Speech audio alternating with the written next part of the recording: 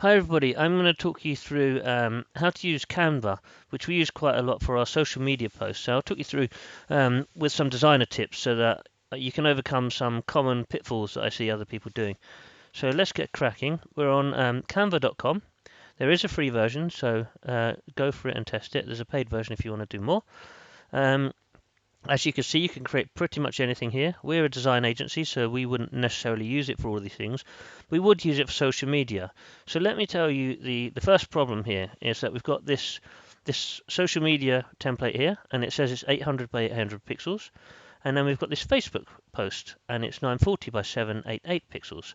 So social media can be in varying sizes. You've got LinkedIn, you've got Twitter, you've got Facebook, Instagram. They all have different sizes of images.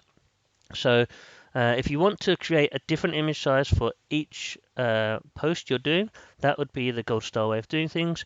I know not everybody has time for that, in which case I'll show you a little tip so that you can make one size and post on all. The thing I'd point out here is that this Facebook post, it says it's 940 by 788px.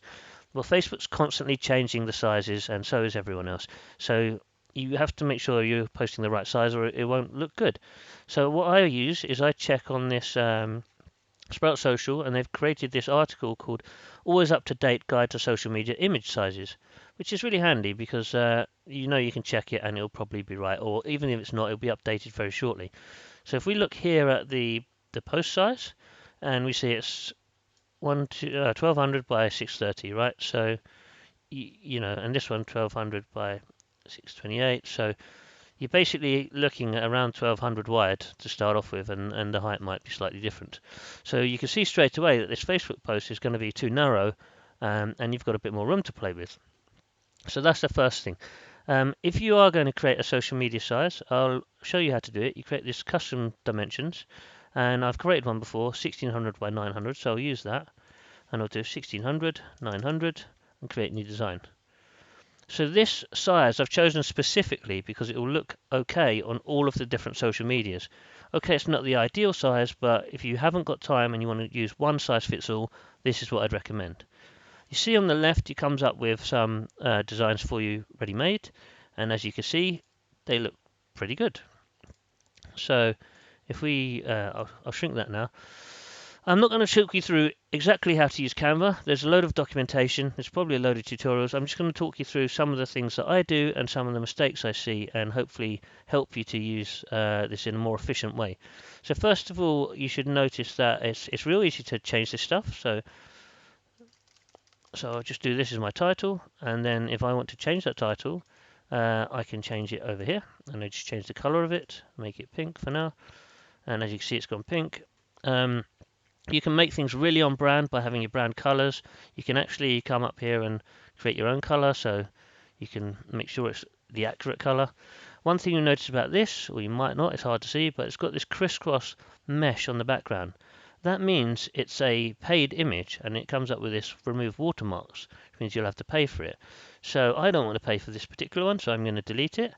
I'm going to go to background, and you'll see when I hover over things, there's some free ones. So if I just go, that one looks okay for me, I'm going to drop it there. It takes up the background. It's the wrong color now, so I'm going to change my green and make it red, and that fits in with the rest of the design. If I wanted to change that slightly, I could just tone it down a bit. There you go, that looks okay. Now the pink looks a bit weird, so then, change it to whatever you think is going to work with your design.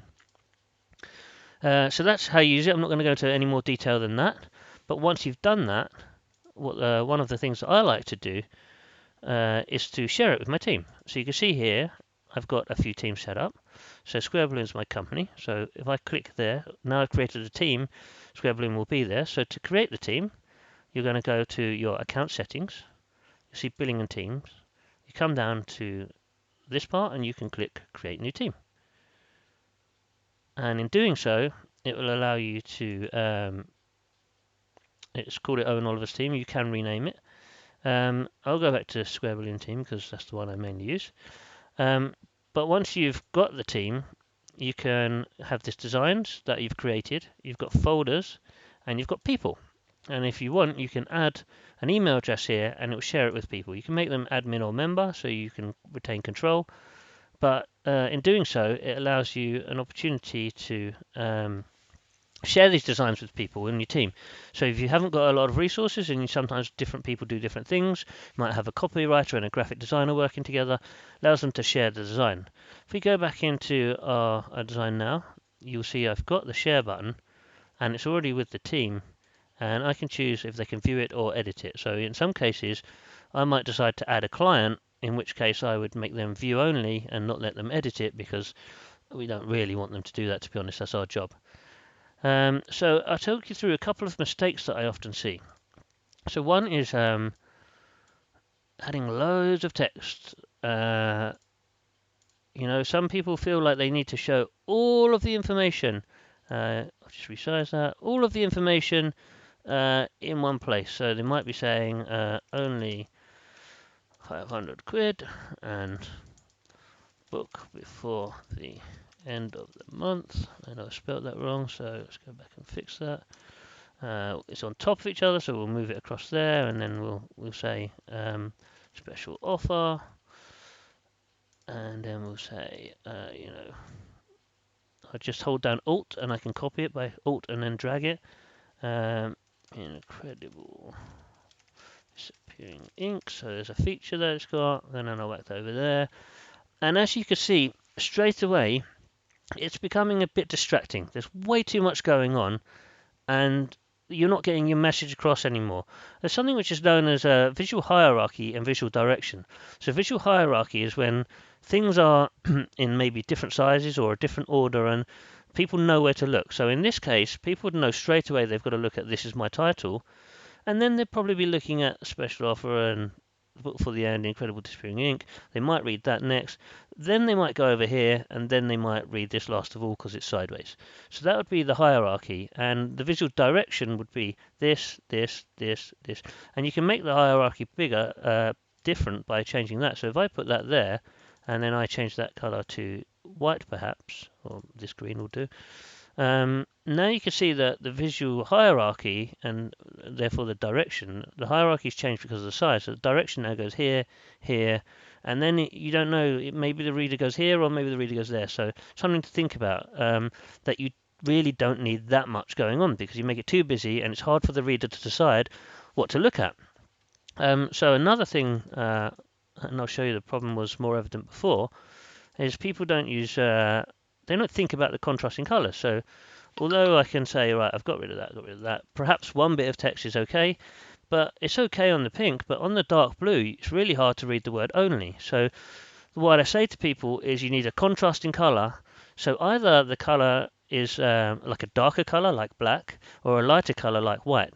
Now, this is black on white, so it stands out. If that was white on white, it wouldn't stand out. So instead of being white, let's just change it to like a very light green, and that is a light color. So if I now do this color and make this a very light red, as you can see, it's really hard to see. And it may sound simple and it may sound like common sense, but the amount of times I see a customer do something like this, where it goes across two colors and you can't read half of it, is all the time. So if it's a dark background, use a light color. If it's a light background, use a dark color. That's a simple rule to solve that. Moving on, you can create folders to organize your work. So the free version has a limited amount of folders, but I still find it useful to do that. And although I do use this for social media, I actually find it quite cool to use for presentations too, because it's really easy to make nice design. And all I do is export the design, and then I whack it into a PowerPoint or whatever I'm using. When you're doing your images and you are tempted, like I really want to put more content, I really need to tell people that this is a 24-month deal and they have to book before January, and it's got these features in it and they're all very important, and we're accredited by this governing body. All of that stuff's important, but nobody's going to read it all if it's too busy. You need to pick one headline feature. So single thing, whether it's the amount or whatever it is, pick it and then make sure you use it so it's eye-catching. And then when you're posting it, you've got all of this content here that you can use for the details. You don't need to have it all in the image. The image is just like bang, in your face, something's going on here. If you want more information, now read the text. So just keep it simple is my ultimate point that I'd like to make, and the thing that I see people doing wrong most of the time, to be honest with you. In making things this way, you're able to duplicate it easy. So there you go. You've got two different slides now that you could be using for social media. That enables you to keep the design consistent. I wouldn't say that I would necessarily post the same design every single time, but I have seen people do that with great effect where they're using very simple. I even saw one person just using black and white over and over again, and it really made their social media feed stand out from all the colorful posts that are being made. But it does allow you to have the consistency in your brand. If you've got your logo, you put it in your uploads. If you've got it there, it allows you to use it quite consistently, and the colors as well, obviously, is a big part of your branding. So you have these document colors. Once you've done it on the first slide, they will always be available on future slides. You don't have to use the same. You don't have to copy it like that. You can go back to your templates and you can change to a totally different style if you prefer that. It might look a little odd if you have all of these different styles, but it depends how often you post. So I hope that has been helpful. It's not showed you how to use Canva specifically, but I hope there's some good tips there that you can use when you're making your posts. Don't be scared to share with other members of the team so that you can have some consistency in your posting routine. And if you do have any questions, please do get in touch. We're on social. You can go through the website and ask some questions. If you need questions on how to use Canva, by all means do ask, but there's a lot of documentation there, and it's probably quicker for you to find that out. There's a pro version which has got some cool things on it as well, but this has all been with the free version, and I've managed to use it with great success. I hope that helps you guys. Thanks for listening. Don't forget to subscribe.